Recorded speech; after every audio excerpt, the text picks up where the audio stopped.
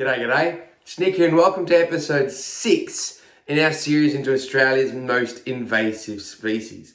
Now, so far we've talked about everything from cattle, rats, blackberries, foxes, all sorts of crazy stuff.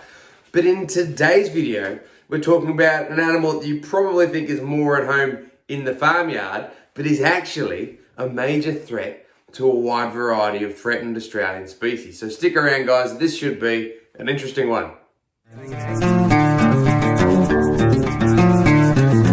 In 5th place for our most invasive species here in Australia is the goat. Now, when you think of invasive species, most people think of predators, but herbivores can pose just as much, sometimes more risk to native Australian species than their predators can, and the goat is a great example. Now, goats were brought to Australia, like a lot of these invasive species, during the First Fleet, 1788. They were brought to Australia, and over the next 100 or so years, they were often ran in sort of semi-wild mobs just outside of towns, mining camps, railway construction camps, and used when needed for things like milk, meat, skins, things like this.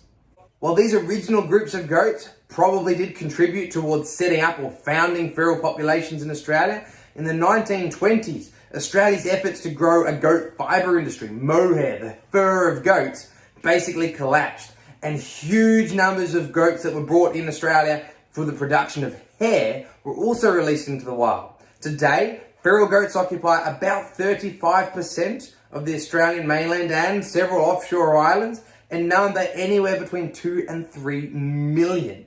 So they pose a massive risk to a whole bunch of threatened species. Now, the numbers and how we manage goats, unlike a lot of the other animals, changes significantly, not just based on the weather, the droughts, but on goat prices. You see, while these goats are feral, they were brought here as a domestic animal, and in many parts of the world are still an important source of food and things like this. So when goat prices are up, there's an incentive for people to go out and muster goats in large numbers, bring them into paddocks, load them up on trucks and send them to other countries for people to eat over there. And goat numbers become more stable. When goat prices come down, it becomes the role of governments and people to basically maintain them out of their own expense. And goats don't become managed so well.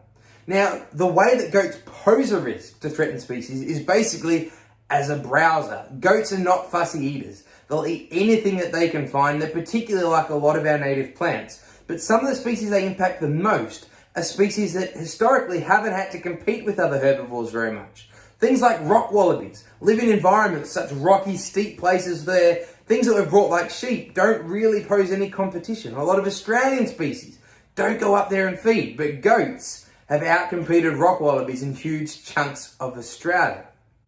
They outcompete these wallabies not just because they can eat the same plants, get in the same areas, they're also able to breed a lot faster. So they breed quicker, they've got bigger numbers, and those babies eat even more, so they drive the wallabies out of home, there's no food left for them, and also they can eat the small, fragile native plants into oblivion as well. So because of this, goats are believed to put about 116 threatened species at risk here in Australia today. So there you have it, guys. Turns out the 5th most invasive species in the country is the feral goat.